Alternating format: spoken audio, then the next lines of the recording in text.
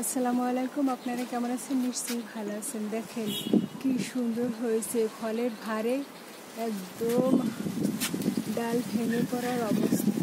বড়ি পেয়ারা, কি সুন্দর ডাসা ডাসা পেয়ারা, সুবহানাল্লাহ। ফল একদম গাছকে চেপে ধরেছে, খুব সুন্দর লাগছে দেখতে। আলহামদুলিল্লাহ, আল্লাহর কাছে হাজার শুকরিয়া।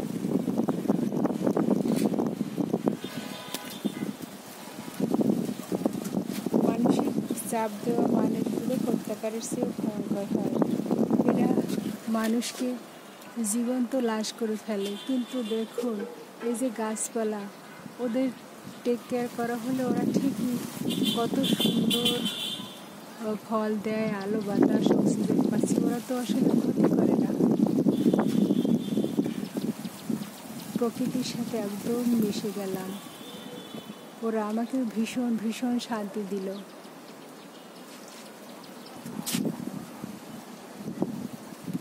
কত সুন্দর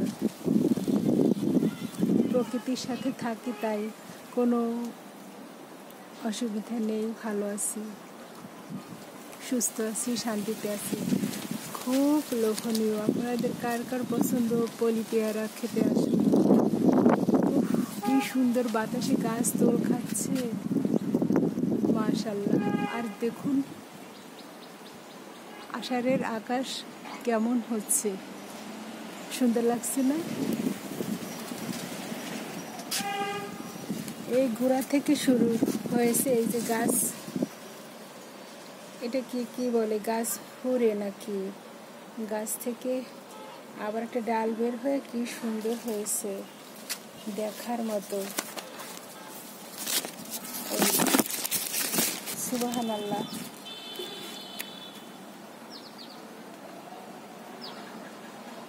গাছ লাগিয়েছে আমার বাবলু, মূলত গ্রামে লাগিয়েছে, খাবার দাবার দিয়েছে, কি সুন্দর হয়েছে। আর মানুষকে যতই খাবার দেন, যতই করেন, স্বার্থে আঘাত লাগলে একদম সবল মারবে, একদম পরীক্ষিত।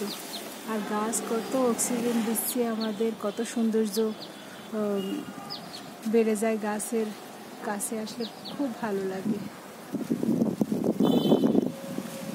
এই গাছটা দেখলে আমি কি যে বলবো, মানে ওর সাথে একদম মিলে যায়, খুব ভালো লাগে।